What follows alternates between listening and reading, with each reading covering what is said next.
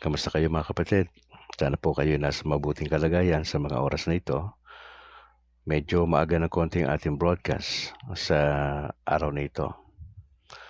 Mukhang si kapatid na Apple ay hindi natin makasama sapagkat meron po siyang gagawing importante sa kanilang parokya. At mamimiss natin si Apple sa araw po na ito. And bukas, Lord willing, ay makasama naman po natin siya. Alright, tayo po ay magsimula na mga kapatid. Kumusta kaibigan? Ikaw ay nasa programa ng Kabrad kasama si Brad Calix. Ang Kabrad po ay para sa Catholic community sa loob at sa labas ng bansa. Layunin nitong alalayan, palakasin at gabayan ang isang Katolikong Pinoy na mas maging malalim pa sa pagkakilala kay Jesus at sa mga aral na simbahang Katolika. Sinusubukan din natin sa biyaya ng Diyos na balansehin ang ating kaisipan, damdamin at ang paggawa ng mabuti sa kapwa. Kaya't halina't makinig at tuklasin ang turo ng simbahang itinatag ng ating Panginoong Hesukristo. Ngayon po ay araw ng Miyerkules 29 sa buwan ng Enero 2025. At tayo po ay mananalangin. Samahan niyo po si Brad Calix para sa ating pananalangin. In the name of the Father, and of the Son, of the Holy Spirit. Our Father who art in heaven, hallowed be thy name. Thy kingdom come. Thy will be done on earth as it is in heaven. Give us this day our daily bread, and forgive us our trespasses, as we forgive those who trespass against us. And lead us not into temptation, but deliver us from evil. Amen. Hail Mary, full of grace, the Lord is with you. Blessed are you among women, and blessed is the fruit of your womb, Jesus. Holy Mary, Mother of God, pray for us sinners, now and at the hour of our death. Amen. Glory be to the Father, and to the Son, and to the Holy Spirit, as it was in the beginning, is now, and ever shall be, world without end. Amen. In the name of the Father, and of the Son, and of the Holy Spirit. Amen. Mga kapatid, magandang umaga, Luzon, Visayas, Mindanao. Maraming salamat for joining sa ating Wednesday edition of broadcast. Salamat sa Panginoon sa opportunity ho. Kamusta po kayo? Sana ho'y nasa mabuting kalagayan sa mga oras na ito at nagpapasalamat tayo sa Panginoon for allowing us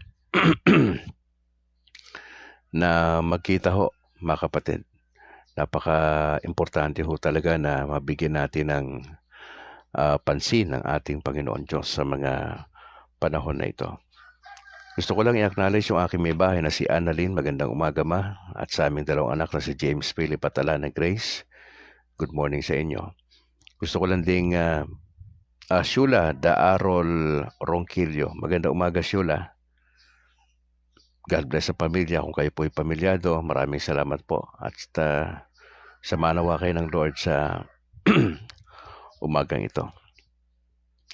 Gusto ko lang din i-acknowledge yung mga nakasama natin bago kagabi sa ating broadcast.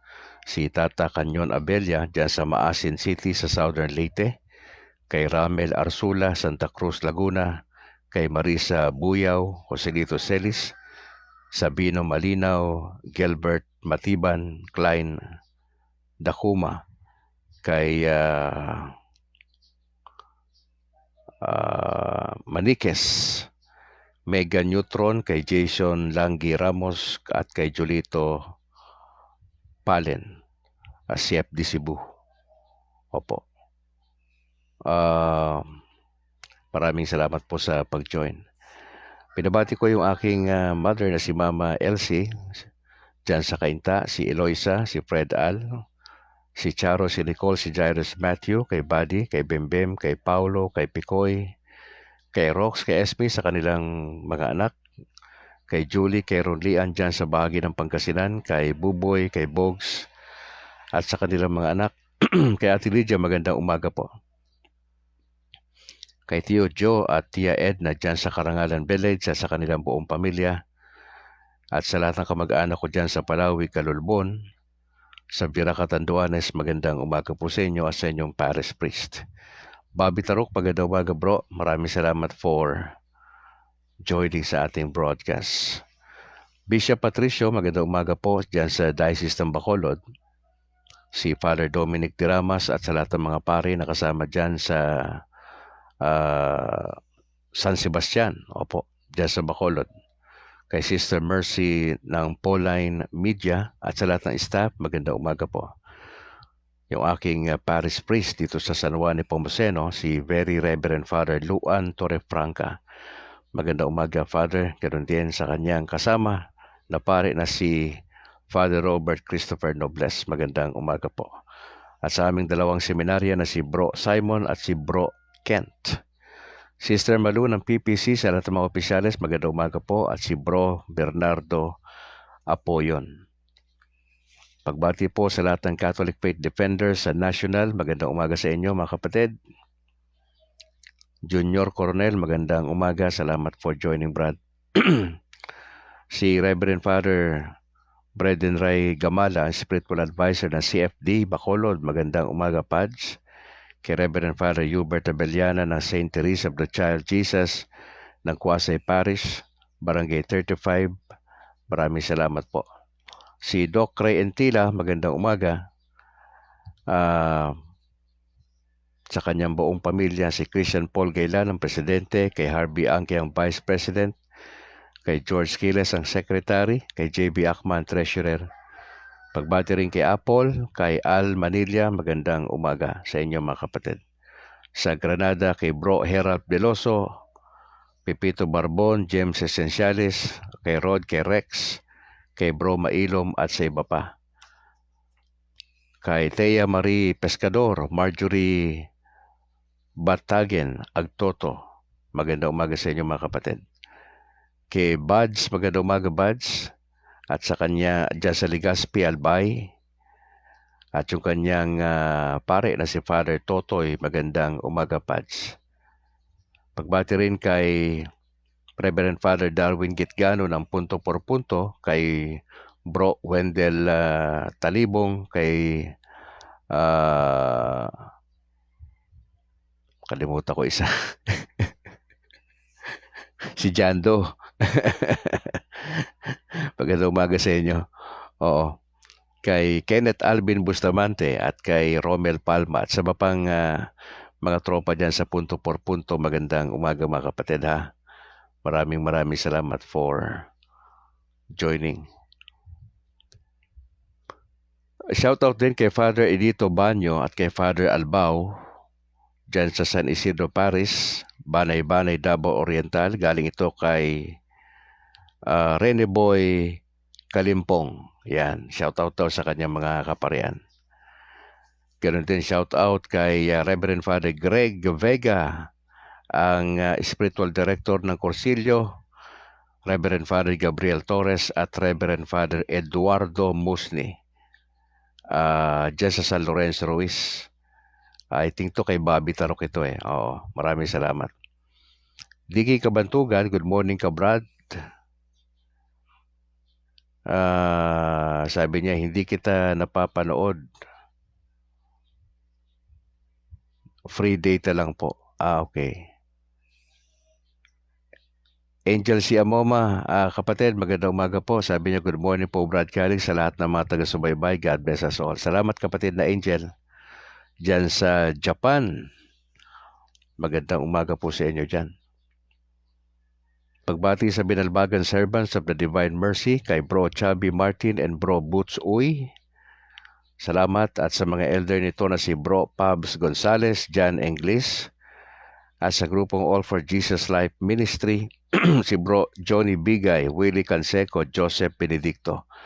Magandang umaga po sa inyo. Sa Pesma Plus dyan sa Israel, God bless mga kapatid. Kay Bro Romel Jerry Natalio at sa lahat ng kanyang mga kasamahan, God bless po sa inyo mga kapatid. Sa Latin Rosaries Missionaries, maraming salamat sa inyong walang sawang pagdadasal. Para sa lahat ng mga tao, para sa ating Santo Papa at sa broadcast na ito. Salamat po. Acknowledge natin yung mga overseas na mga nakikinig po sa atin. Kay Sosimo Inojo Jr. dyan sa Ireland. Kay Angel Amoma dyan sa Japan. Kay Alex Dugang sa Columbus, Ohio, USA.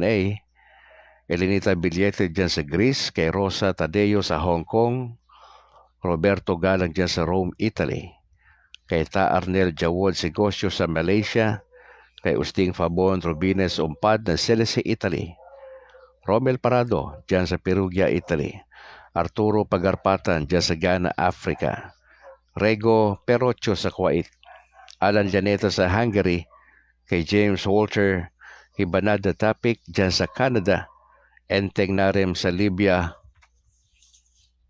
kay Eric Cordero dyan sa Singapore, Ariel Berges sa Canada, at kay Nathan Rose Iligan sa Kingdom of Saudi Arabia. Ayun.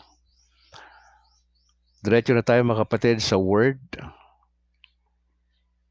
Tayo po ay nasa Mark chapter 4, 1 to 20. Medyo mahaba-haba po yung ating babasahin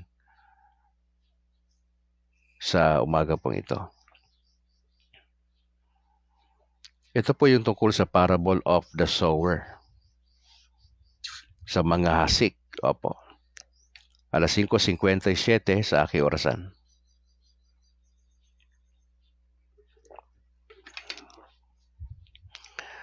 Sabi po dyan, again he began to teach by the sea. And a very large crowd gathered around him. So he got into a boat on the sea and sat down, while the whole crowd was by the sea on the shore.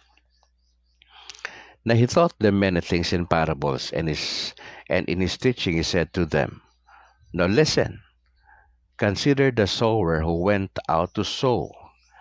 As he sowed, some seed fell along the path, and the birds came and devoured it.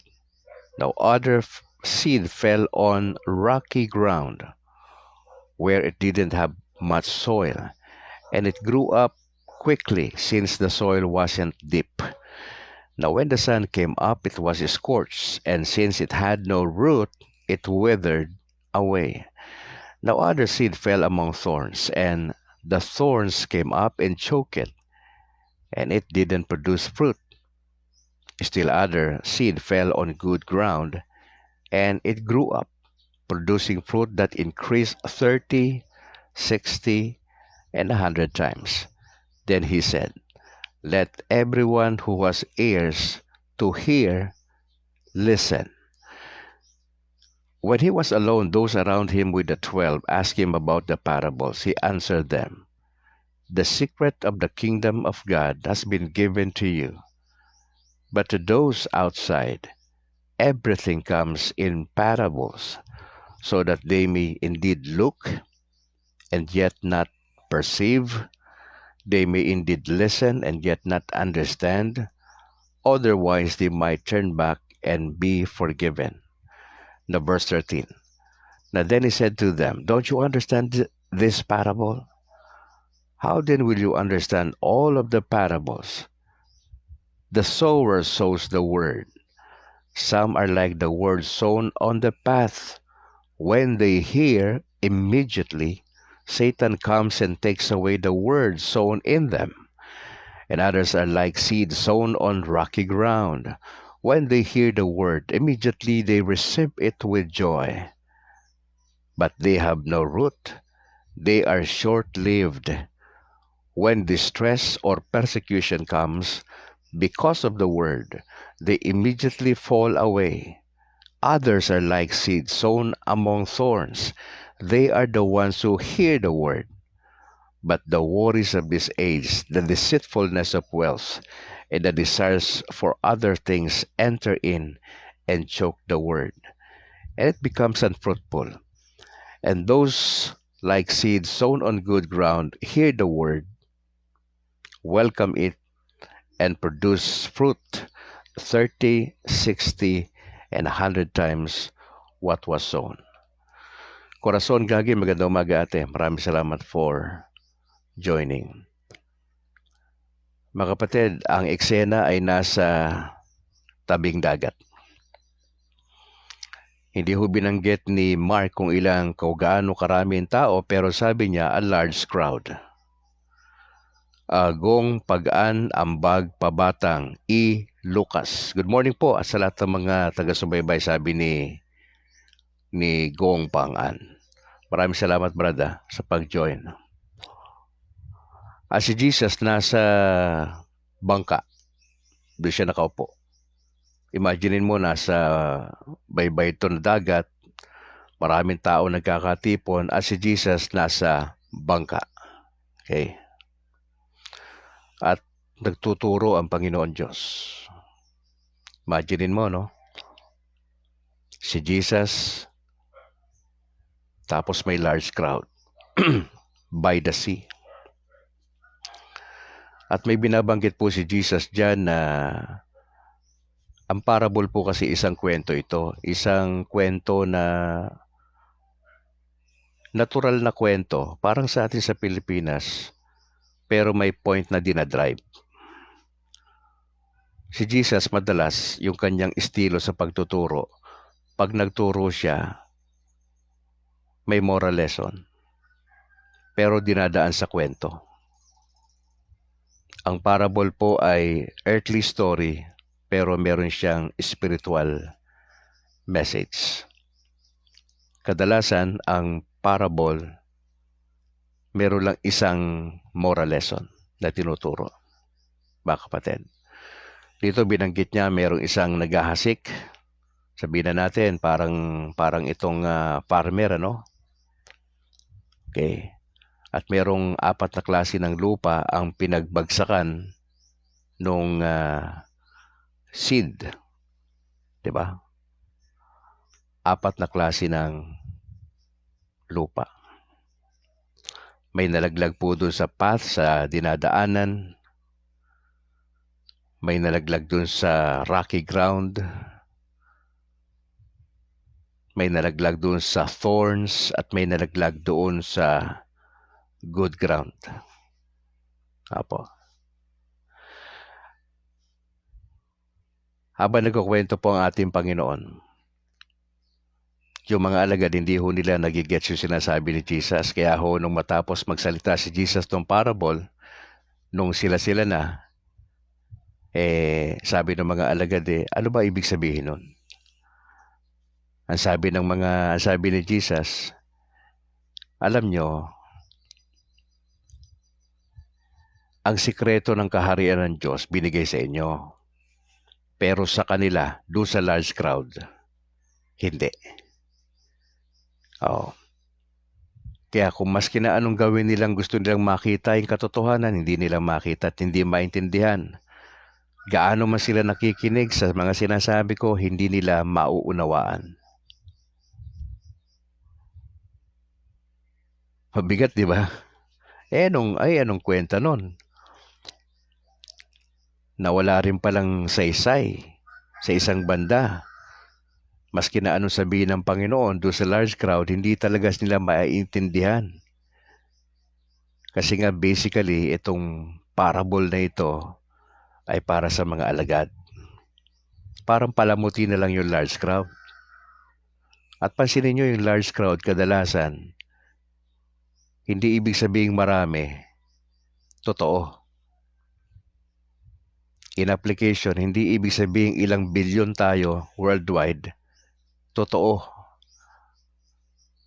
Yung 100% mga Katoliko, hindi ho. May mga nakahalo dyan na hindi totoo.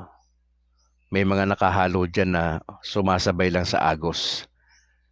Pero ang gusto natin makuha, yung mga totoong Katoliko na tumitindig para sa ating Panginoong Yesus. Pinaliwanag po dyan yung sower. Mga kapatid, ano po yung ginagawa ng sower dyan? Siya po ay naghasik ng salita ng Diyos. Sino po ba yung word? Hindi po ba ang Panginoong Yesus yan? Sino po yung mga naghahasik? Now, it could mean yung mga mangangaral. It could mean yung mga katekista natin, yung mga kaparian natin, yung bishops natin. Yan po yung mga katulad ni Brad Calix na dala ang word, dala si Jesus, ikinakalat sa tao, maski na sa hindi Katoliko, but primarily sa mga Katoliko, sa Catholic community, muling ipinapakilala si Jesus sa mga nanlalamig na Katoliko na ang layunin ni Brad Calix ay ma-rekindle yung ating faith. John Paul Ruby, magandang umaga bro. God bless. Kay Alim Honasan, sabi niya from Bicol sa Bulan, Sorsogon. Magandang umaga bro Alim. God bless. Pero pansinin niyo rito mga kapatid, nung naihasik na yung salita, nalaglag po yun doon sa dinadaanan. Ibig sabihin, nakarinig sila ng salita patungkol kay Jesus. Ang problema, umeksena si Satan at kinuha yung salita sa kanila. May mga tao sa Pilipinas na kapag may Bible sharing, nakakadalo ng misa, parang pumunta ka sa misa as if hindi ka dumalo sa misa. Kasi na-out of focus tayo. Pumunta ka sa simbahan, pero hindi ka naman well prepared. Kaya pag alis mo ng simbahan ng misa, pag uwi mo sa bahay, napapakamot ka sa ulo mo, nagsimba ba talaga ako? Bakit? Hindi mo na-enjoy ang misa.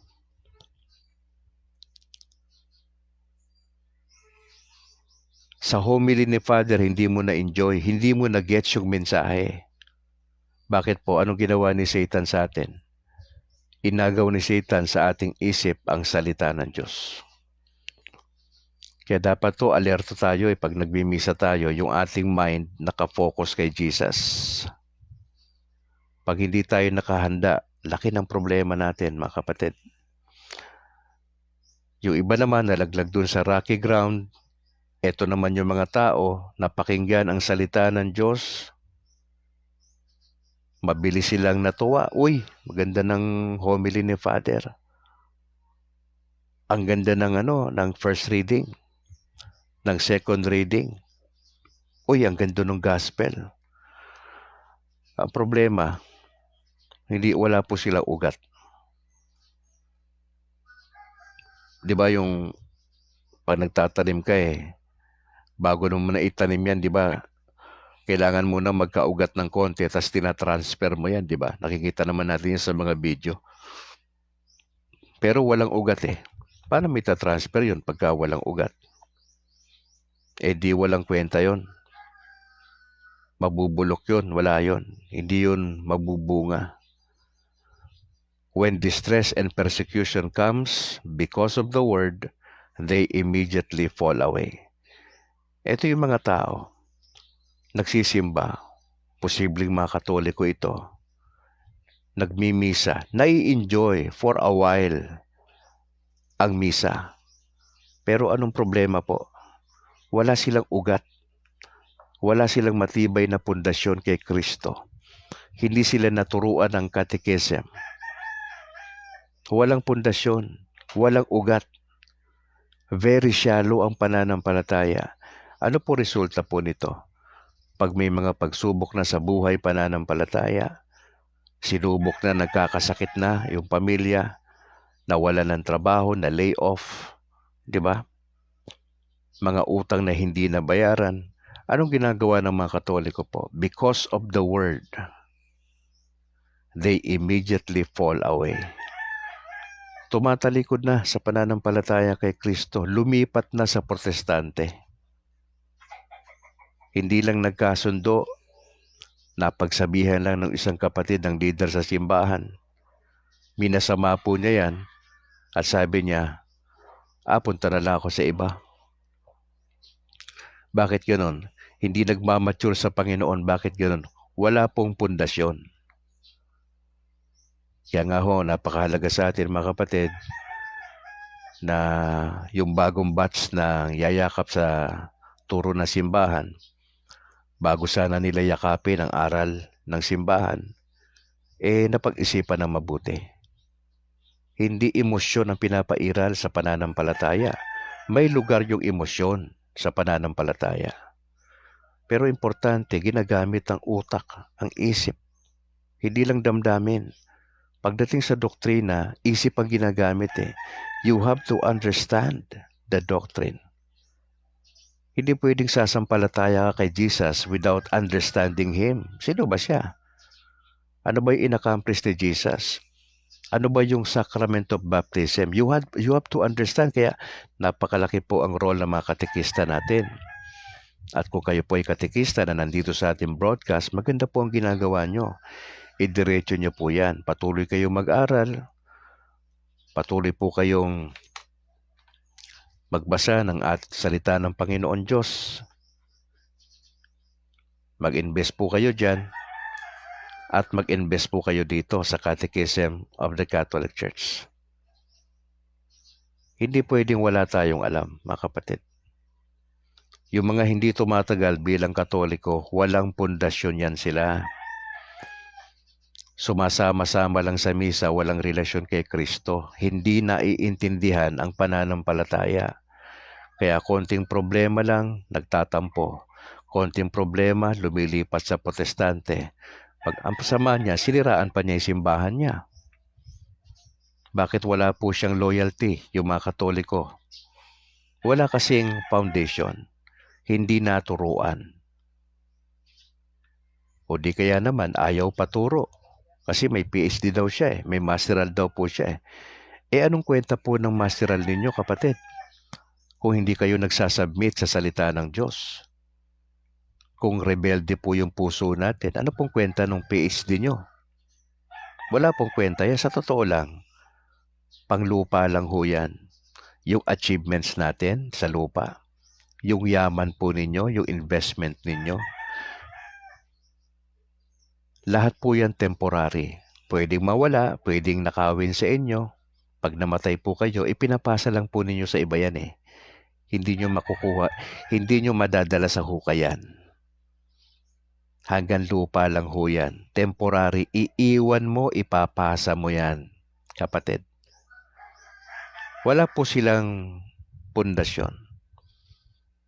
Pangatlo, may mga may seed na nalaglag doon sa thorns. Napakinggan ang salita ng Diyos. Pero ang problema, punong-puno sila ng worries. Nakafocus sila doon sa pagpapayaman. Yung salita ng Diyos, walang masyadong puwang sa kanilang buhay pananampalataya.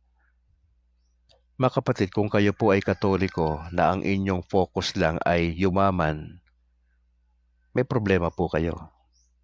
Ang focus nyo lang nakasentro sa sarili, wala sa Panginoon, kabahan po kayo.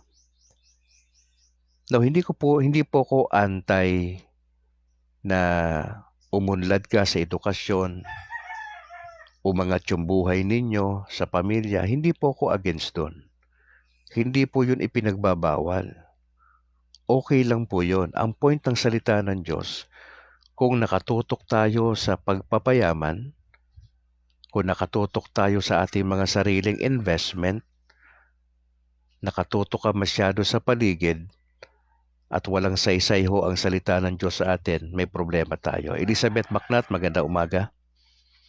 God bless sa Macnat family, kay Christian Paul Gailan, yung aming presidente sa CFD sa Diocese ng Bacolod. Magandang umaga bro. Kay Julieta Bantilan, magandang umaga po. At sa aking may bahay kay Annalyn. Marami tayong worries, mga kapatid. Sa totoo lang, karamihan ng mga nagwo-worry ho, babae, di ho ba? Kasi lalo na kung sila'y naiiwan sa bahay, may 10 anak, may 2 nasa kolehiyo, may 2 nasa high school, at merong elementary. Tapos yung asawa, open on yung trabaho. Di ba? Mga kapatid, pag masyado tayong nakatutok sa sarili natin, walang puwang ang salita ng Diyos. Sunday, hindi na po natin alam kung magmimisa tayo o hindi.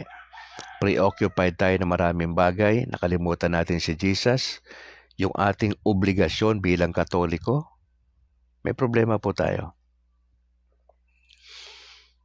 May problema po tayo. Opo. Nagiging unfruitful tayo, hindi tayo nagmamature. 10 taon ng Katoliko, 20, 30, 40 years, 50 years na Kristiyano, immature pa rin. Bakit? Wala eh. Hindi nag-spend time magbasa ng word. Kung may Bible man, hindi naman binabasa. Masyado nakatutok sa horoscope. Mas gusto pang basahin ang horoscope, ang pungsoy. Ano bang ano ngayon? Ano bang araw ngayon? Okay, Miyerkules. Bawal pala ang pink ngayon. At ang lucky number ay ganito. Ay wala tayong ganoon mga kapatid. Pero maraming Katolikong involved dyan. Ano bang zodiac sign ako? Sagittarius si Brad Calix. Ano ba sabi rito? Dali lang. Masyado tayo nakatutok dun eh. Pero sa salita ng Diyos, wala tayong pakialam. Kaya yung mga decision making natin, yung mga diskarte mo sa buhay, ang layo. Nasa listahan mo, naglilista ka dito sa 1 to 10, hindi nga makita rito yung tungkol kay Jesus eh. Walang nakalista rito na sa goal mo this 2025, aayusin ko relasyon ko sa Panginoon. Magagawa ko ito sa pamamagitan ng mga sumusunod. Walang ganong plano. Ang ating plano, okay, iikot ako sa buong Pilipinas na may budget ako na ganito. Pupunta ako ng Bora, bibili ako ng mamahaling bag na ganito. Ang dami nakalagay. Pero silipin mo tungkol sa paglago sa Panginoon Diyos, walang plano.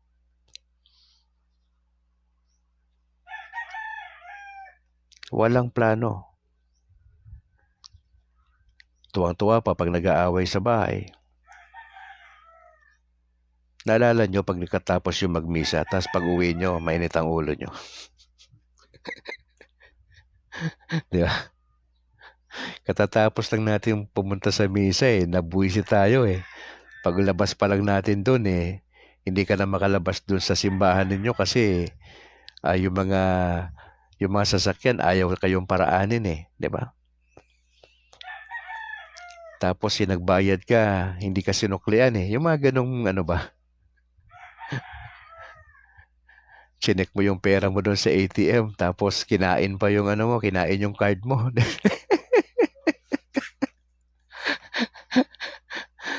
Minsan napapamura tayo, di ba?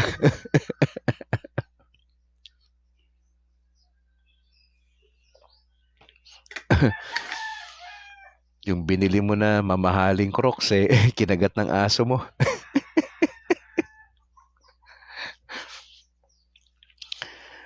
Mga kapatid, yun po yung nakakatawang realidad sa buhay nating mga Katoliko, pero active na active si Satan, ano? Napansin mo? Magsisimba na lang tayo, dyan pa tayo nagkakainitan ng ulo, di ba? Kung may asawa ka na hindi Katoliko, walang takot sa Diyos. Paalis ka na, punta ka misa, saka pa may sasabihin sa'yo. Yung bang maatrasado ka na, may mga ganong eksena pa, di ba? Saka pa mga away, saka pa magpapasaway, di ba? Ang hirap. Pero dito tayo sa ika-4, no? May mga nalaglag doon po sa good ground. Ito naman yung klase ng mga tao na na-appreciate nila yung word. Winelcome po nila. Na mapapansin mo doon sa 4 na klase ng soil. Now, it could mean iba't ibang klaseng puso o iba't ibang klaseng tao. At yung 4 na soil ho na ito ay pare-parehas po silang nakapakinig ng salita. Now, yung salita, it could mean the Bible, it could mean yung mga homilies, it could mean yung mga Bible sharing. Now, it could mean the Lord Jesus Christ Himself. Pero yung tugon kay Kristo, iba-iba. Iba-iba yung tugon natin sa salita ng Diyos. Pag dumadalo tayo sa misa, iba-iba yung impact nito sa atin. When we hear the word being preached, being shared, iba yung dating sa bawat isa. Hindi ho pare-parehas yan Nagkakatalo yan kung gaano tayo kahanda yung ating isipan, yung ating puso. Ang pinaka-importante, pagharap mo, pag nagbabasa ka ng word, privately sa bahay ninyo, dapat meron kang time magbasa, nagme-meditate ka ng word. Okay? When you go to Mass, you listen attentively doon sa homily ni Father. Yung kada salitang lumalabas sa bibig ni Father, ini-internalize mo yon. Nakafocus ka doon. Kaya I encourage you, magdala kayo ng notebook. Kung may cellphone kayo, ilagay nyo yung mga sinasabi niya, yung petsa, yung homily, yung gospel for today. Ganun po yung ginagawa ko para hindi ako nadidistract.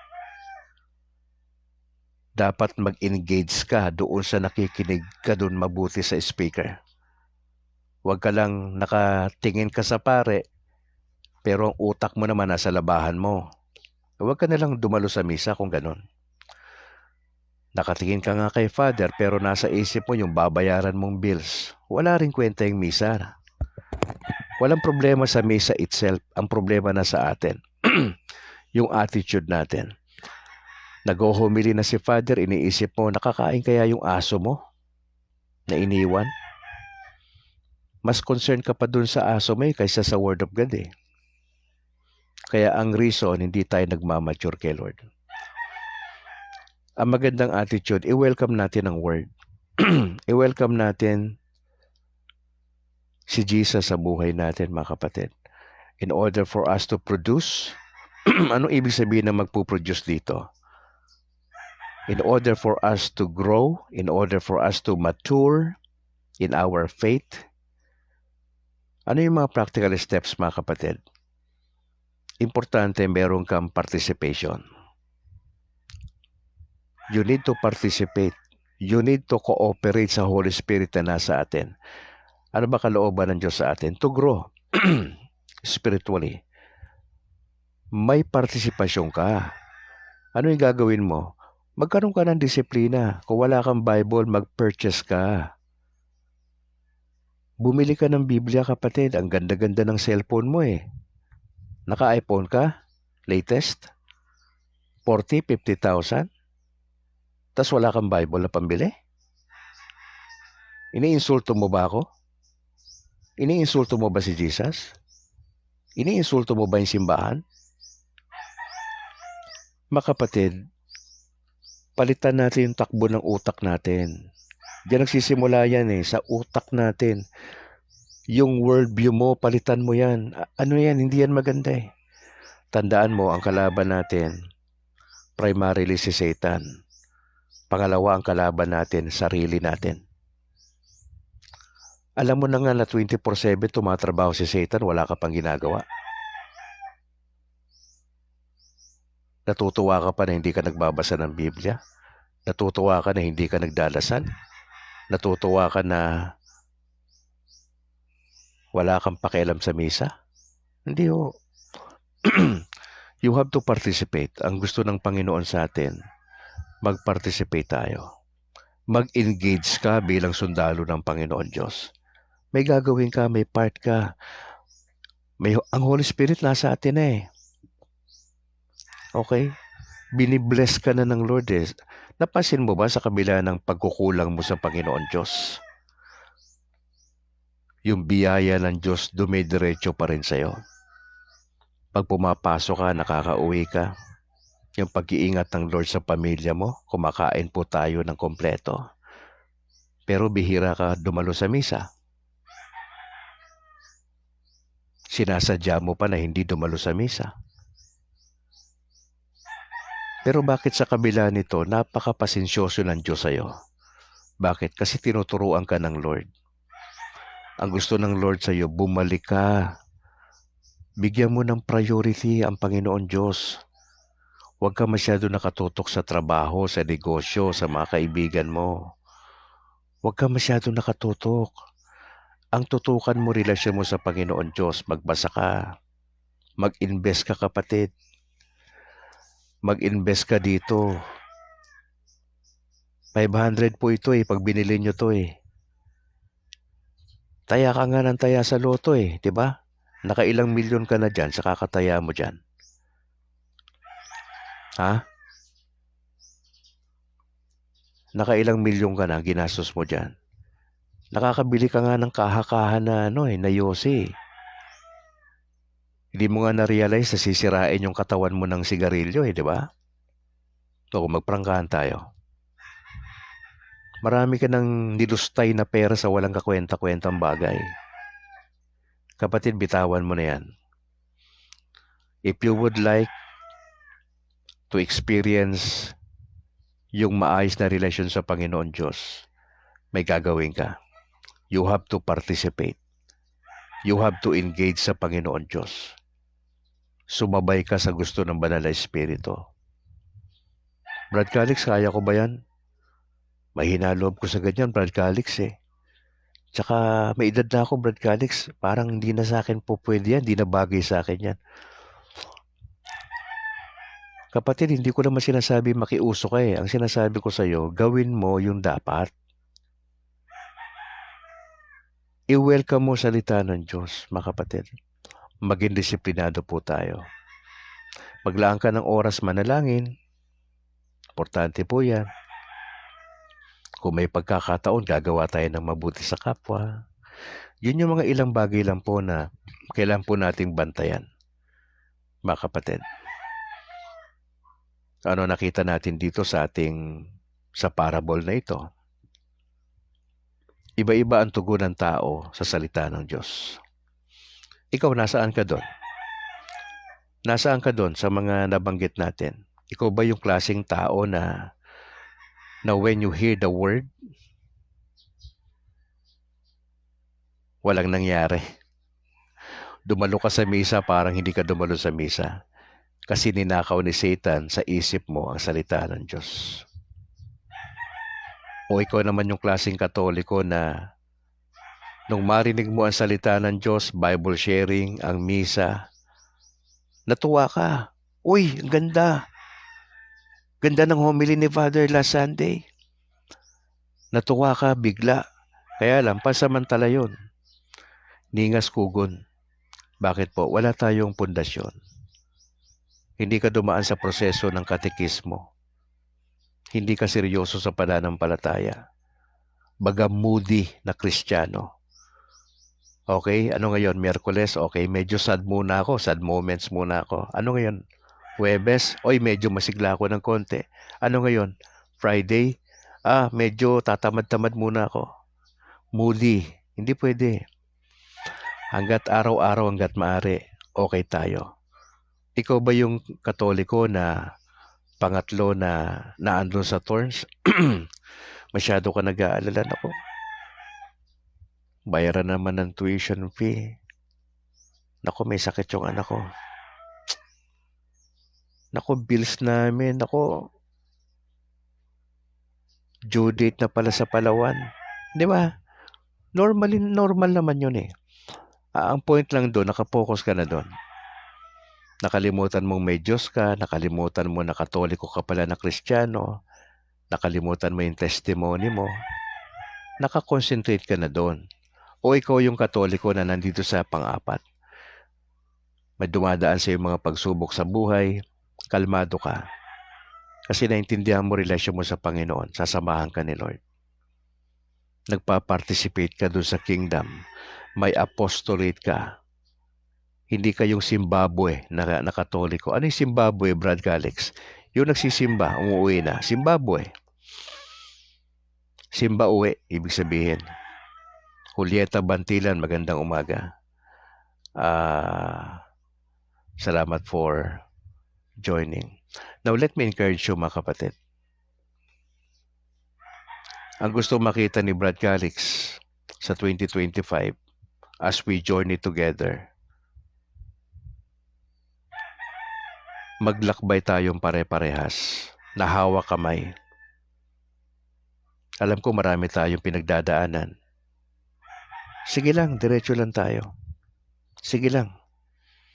Habang nagjo-journey tayo, matatalisod tayo, okay lang. Ang maganda nun, magkakahawak tayo ng kamay. May panghihinaan ng loob sa atin, and that's normal. Okay lang yon. Ang mahalaga, magkakapit kamay tayo.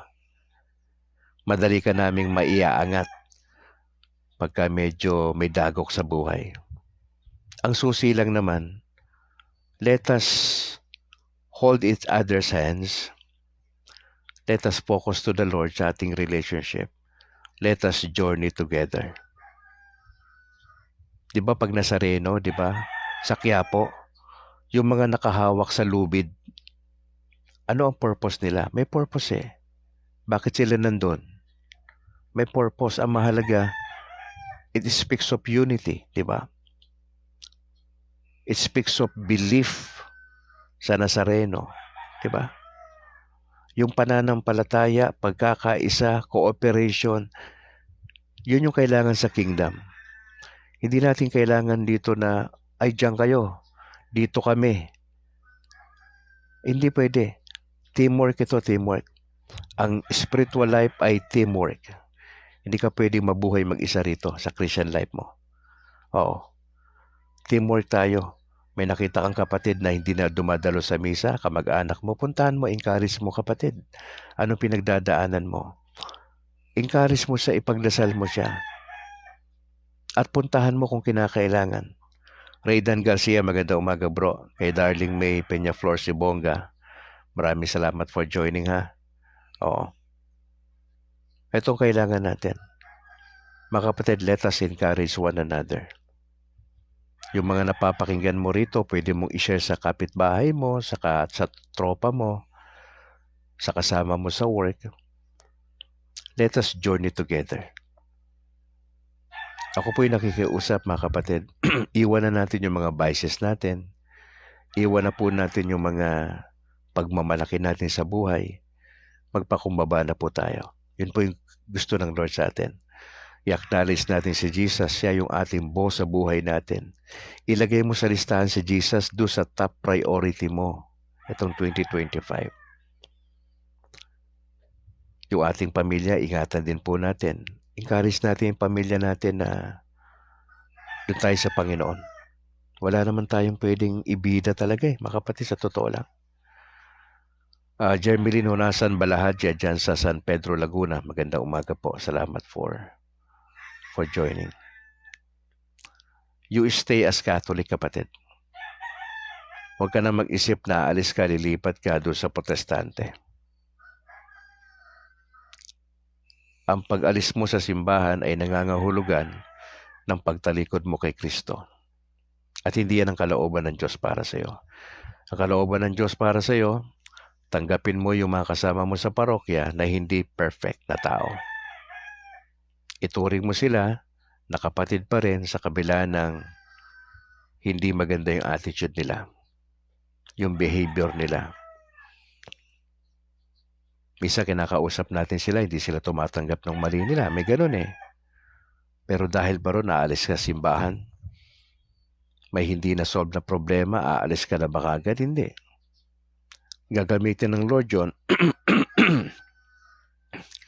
para maging matatag po tayo, mga kapatid, sa pananampalataya. Magpakatatag tayo sa biyaya ng Diyos. Focus tayo kay Jesus. Huwag tayo mag-focus dun sa mga nangyayaring problema sa simbahan natin, sa parokya. Huwag kayong masyadong tumingin kay Father kasi hindi yan perpekto. May mga pagkakamalian siya. Tignan lang natin siya kasi siya yung representative ni Jesus sa lupa. May pananagutan siya para sa ating parishioner. Ang ating pananagutan para sa Kanya, sumunod tayo sa Kanya, maglingkod tayo sa Panginoon na kasama ni Father, di ba? Iwasan natin ang chismis sa loob ng simbahan. Meron tayong understanding, meron tayong forgiveness, meron tayong humility, meron tayong love. Yan ang dapat umiral sa simbahan, sa parokya. Alam mo, pag ganyan ang attitude natin, dadami tayo. Yung hindi ka nagja-judge sa iyong kapwa, dadami tayo. Masyayakapin ng mga kapitbahay mo na hindi Katoliko, yung pananampalataya, lalo na pag nakikita sa atin. Pipito Barbon, magandang umaga bro. Maraming salamat for joining. Mga kapatid, if you would like to talk to Brad Calix, just let me know. Kung kailangan nyo ng counseling, pwede tayong mag-usap, pananalangin, pwede. Kung gusto nyo bisitahin kayo sa inyong lugar, kung kayo taga Bacolod, at makipagkwentuhan ng konti, at least meron ako 1 oras sa inyo. Per family, 1 oras lang po kasi marami pa tayong pupuntahan. Sa 1 oras na dyan, kasama na dyan ang kwentuhan, kasama na dyan yung ating pananalangin, kasama na dyan yung encouragement. At maganda po yan kung may ganyan tayo. I-announce ko lang mga kapatid, dito sa Bacolod, ang Catholic Faith Defenders po ay bumalik na po sila sa DYAF. Mapapakinggan po ang grupo sa Pagsabado po. Excuse me po. Alas 8 ng umaga hanggang alas 9. Ang Historia Sagrada po. Diyan sa DYAF. At ang D1 nga dalan, pag Sunday, 1:00 hanggang alas 2 ng hapon. Diyan sa DYAF, ang pinaka-motto Katoliko ako, DYAF ang radyo ko. Yan. Pakinggan nyo po yan mga kapatid. Pag available kayo ng Saturday, kung kayo ay taga Negros, Historia Sagrada alas 8 hanggang alas 9 na umaga. Sabado, pagka Sunday naman po, ang D1 nga dalan, Sunday 1:00 hanggang alas 2. Adyan si Bro Christian Paul Gailan, ang presidente. Si Bro Harvey. Si Bro George. At yung iba pa, mga kapatid. Once again, binabati po natin yung mga nakasama natin kagabi sa ating broadcast. Si Tata Canyon Abelia, dyan sa Maasin City, Southern Leyte. Si Ramel Arsula sa Santa Cruz, Laguna. Kay Marisa Buyaw, Joselito Celis, Sabino Malinaw, Gilbert Matiban. Kay Klein Dakuma. Kay Guna Marie Maniquez or Aura Marie. Kay Mega Neutron, kay Jason Lagi Ramos, kay Jolito Palen, CFD Cebu. At yung mga nakasama natin ngayon, mga kapatid sa broadcast, magandang umaga po. See you mamayang gabi sa ating evening broadcast po na Experiencing Breakthrough, alas 8 ng gabi. Hindi natin nakasama si kapatid na Apple kasi meron po siya importanteng ginawa sa kanilang parokya ng maaga pa. Patuloy niyong ipanalangin kapatid yung aming wedding ni Mrs. na it could happen first week ng February instead na February 15. Kasi po yung sitwasyon ng Mrs. ko ay hindi ho maganda eh. Hindi po siya nakakapasok sa school. Pero mabuti pa rin ho ang Panginoon Diyos kasi although may mga ganyang sitwasyon si Mrs., hindi ko nakikita sa Mrs. ko yung reklamo niya sa Diyos. So, siyempre nalulungkot din siya, pero hindi ko mabaka sa kanyang mukha yung sinisisi niya ang Diyos sa sitwasyon niya. Walang ganon. Walang ganon. Na-appreciate ko yung Mrs. ko sa kabila ng sitwasyon niya. Kumakapit siya sa Panginoon. At napaka-hopeful namin that God will do something. At inaantay po namin yon. Kung ano man po yung gusto ng Lord, alam ko naman kayo po ay nagdadasal po ng miracle para sa akin may bahay. Yun po yung inaasahan namin. At inihanda lang po namin yung mga sarili namin sa kalooban ng Diyos.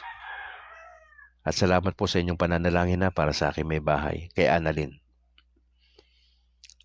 Hindi ko alam kung meron siyang opportunity na to speak with you ng konti etong week na to para at least marinig niyo siya. kung ano yung mga pinagdadaanan niya. Maganda po na mapakinggan nyo, makita nyo si Mrs. Okay? Depende po ito kung gusto niya po.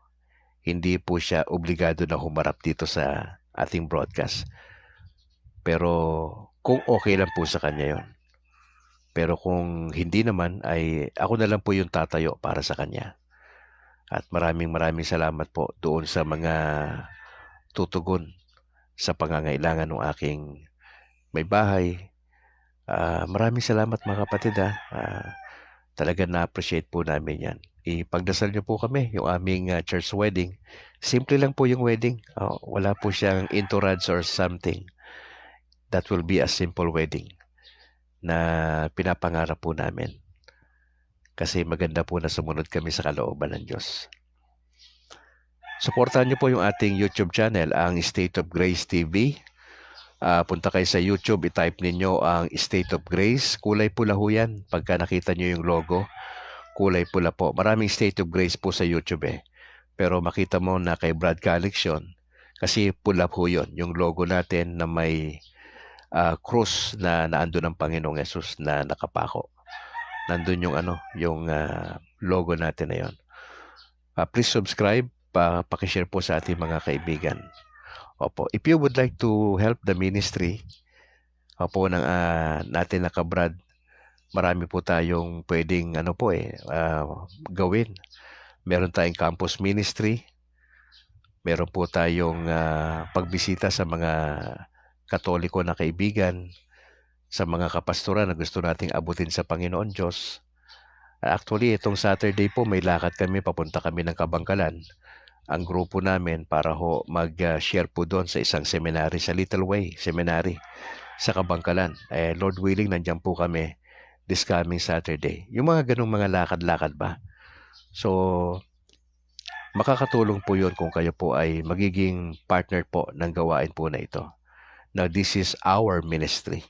Si Brad Calix po ay alipin lang ho dito ng Panginoon Diyos. Kung ano sinasabi ng Lord, ipapasabi sa inyo. Yun lang po yung aking role dito. Isabihin sa inyo yung pinapasabi ni Lord.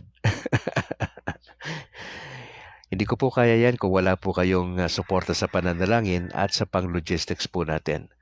Marami tayong kailangan pa sa studio na bilhin. If you would like to donate na gamit dito sa broadcast, you may do so. Pwede po ninyo akong kausapin personally sa mga plano po ninyo. Nakalagay po dyan sa screen kung saan po kayo po pwedeng tumulong. Opo. Maraming salamat po sa inyo mga kapatid. May announcement pa ba tayo? Sandali po Alright. See you mamayang gabi, Lord willing, 8:00. Lord willing, okay yung ating pangatawan. Samanawa tayo ng Panginoon Diyos sa maghapong ito. I'd like to acknowledge si Cabornok sa kanyang labor of love. Siya po kasi yung responsible na naglalagay sa ating YouTube channel ng mga videos natin. Siya po yung tao sa likuran yan. At ako po ay nagpapasalamat sa kapatid sa kanyang labor of love. Salamat Cabornok for helping out. Hindi kasi teke si Brad Calix Medyo tayo Pero salamat sa mga ganyang kapatid na naglalaan ng kanilang panahon para tumulong, sumuporta. Pagdasal nyo nga rin pala kami, kasi ang CFD Bacolod ay meron ng plano na magkaroon ng sariling opisina. Opo, dito sa Maydeca, sa lugar po naming malapit, lang dito sa Sumag, para po doon gawin ang pagbo-broadcast, ang ministry, at ang opisina po. Pagdasal nyo kami kasi may mga pangangailangan po sa mga monthly rentals, opo. So, i-consider lang po ninyo ang mga ganyang klaseng mga challenges po sa gawain ng Panginoon Diyos. Pagdasal nyo po kami na sana ho ay sa itong taon na to, masustain po namin yan kasi magre-renta po kami. Medyo challenging po yung renta kasi. At yun po yung pinakasentro. Doon na magkakaroon ng broadcast. Ipagdasal nyo lang po kami. Apple, maganda umaga. Na-miss ka namin at Lord willing bukas ay makakasama na namin kayo Pakisabi na lang sa parents mo na sana minsan makapagkape kami diyan, ha. Baka baka makalaway ko na sa balay niyo. Kape-kape si Brad Calix kanyo, ha. Oo. Ray Agaton, maraming salamat bro sa pag-share ng ating videos. At sa lahat ng mga nagsi-share ng videos natin, mga kapatid, maraming salamat po. Malaking tulong po kayo sa gawain ng Panginoon Diyos. Kaya keep on doing that, mga kapatid. Tayo po'y mananalangin na in the name of the Father, and of the Son, the Holy Spirit. Ama, salamat po sa umagang ito. Salamat sa inyong salita na kami po'y na-encourage. Gusto naming maging doon sa napuntahan ng salita ng Diyos na winelcome ang salita ng Panginoon. Nag-mature, meron siyang strong foundation. Gusto naming makita, Lord, ang mga Katoliko 2025 na seryoso sa pananampalataya. Na ang focus si Jesus, ang paglago namin sa pananampalataya. Pasbigyan naming pansin yung aming spiritual life. Paano namin maiko-connect ang salita ng Diyos sa trabaho namin, sa kamag-anak, paano isi-share, maging part kami ng evangelization. Alam ko lahat ng mga Katoliko ay may pananagutan sapagkat lahat kami ay misyonero. Dapat namin ibahagi ang salita ng Diyos sa iba. Doon sa mga natutulog na mga Katoliko, yung mga hindi masyadong active, kailangan namin silang puntahan, encourage namin sila na maging aktibo uli sa gawain ng Panginoon. Nihiling namin ang good health ng aming Santo Papa, Francis. Bigyan niyo siya ng magandang kalusugan pa rin sa panahon na ito, sa kanyang frequent travels sa iba't ibang lugar. Ang safety ho ninyo para sa kanya. Sa lahat po ng mga cardinal sa Vatican, lahat ng mga archbishop, bishops, mga kaparian lalo na sa Pilipinas, na magawa po nila yung kanilang tungkulin na bantayan ang aral ng simbahan, turuan ng kongregasyon, na maging ma-involve kami na mga laiko. Suportahan namin ang gawain ng Panginoong Yesus. We'd like to pray sa mga may karamdaman ngayon na nagdadialysis, inooperahan sa iba't ibang ospital. May mga cancer po. Kahabagan niyo po sila. Pinagdadasal ko si Winnie Angel na kaibigan ko na matagal nang nagdadialysis 3 beses sa isang linggo. Si Ronaldin na nag-undergo ng chemo. Yung aking may bahay po at yung iba pa na mga kapatiran na hindi ko nabanggit ang pangalan. May mga pinagdadaanan physically, emotionally, spiritually. Yung mga tahanan na maghihiwalay na ang mga magulang, yung mga lagi nag-aaway na mag-asawa, mga anak na walang direksyon sa buhay. Lord, kahabagan niyo po sila. Sana makasumpong po ang salita ng Diyos maging part ng life nila. Huwag nilang kaligtaan yung community, yung simbahan. Nagkaroon kami ng partisipasyon sa kalooban ng Diyos. Yung aming bansa, we just pray for unity sa aming presidente at aming vice. Maraming hassle sa gobyerno. Yung nalalapit po na halalan sa Mayo, we just pray na maging maganda ho ang resulta nito. Yung aming pagboto sa tamang tao, sa tamang posisyon. Praying kami sa mga OFWs po namin, ingatan nyo sila. Lalo na yung mga naando sa gitnang silangan, na may mga videos na nagsisirculate na binubugbog siya ng amo niya, minamaltrato siya, gusto niya na makabalik sa Pilipinas. Lord, mga ganong eksena, hindi namin kaya yun although matagal nang nangyayari yun. Pero hindi namin kayang makita yung pang-aabuso lagi kasi masyado kami nasasaktan sa ganong mga pagkakataon.